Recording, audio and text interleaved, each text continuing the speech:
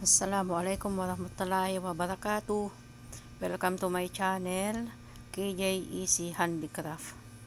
Today I will make a fruit foam net flower. Things we need: tissue paper, green plastic bag, fruit foam net, glue gun, hot glue, scissor, strings, floral wire. Now we start. Kailangan ikat mo yung isa, tapos yung dalawa i-fold mo, i-fold, tapos yung isa tupiin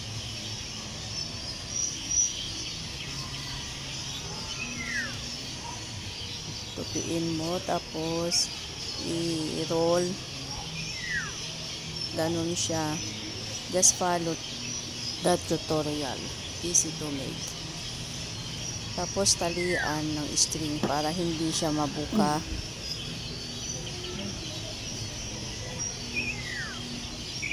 You need to make it 50%, little bit tight.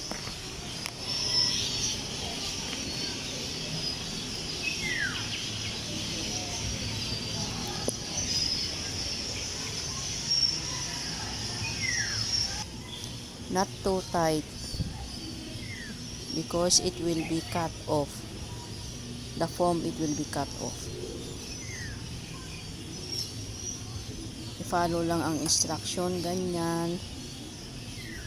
Pagsama-samahin. Tapos talian ulit ng sinulid.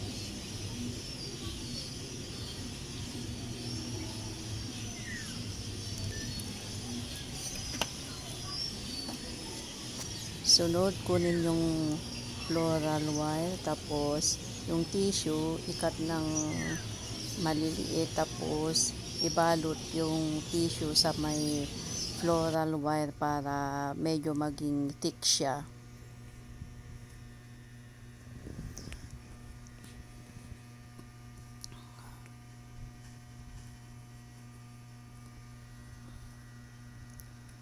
Tapos lagyan ng glue,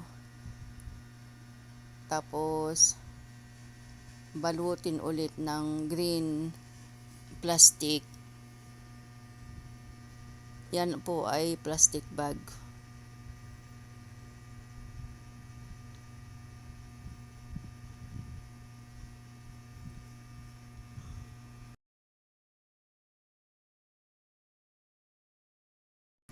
Lagyan ng glue, tapos itusok sa may foam flower. Tapos guntingin ang crepe paper. Yan ay crepe paper.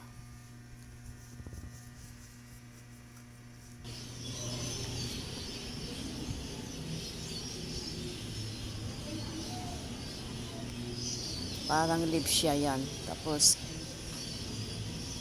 guntingin ang dalawang leaves.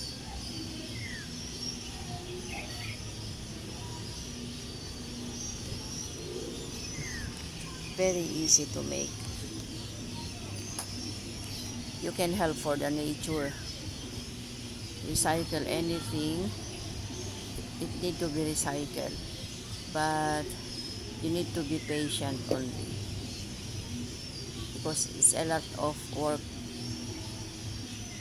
If you make a recycle something, you need a bit patient.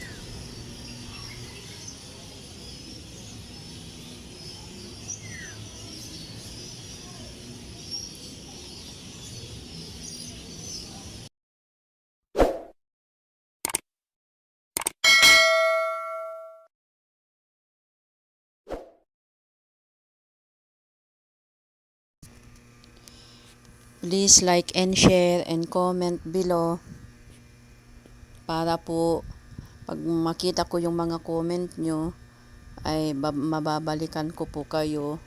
Subscribe na din po. Marami pong salamat. Appreciated.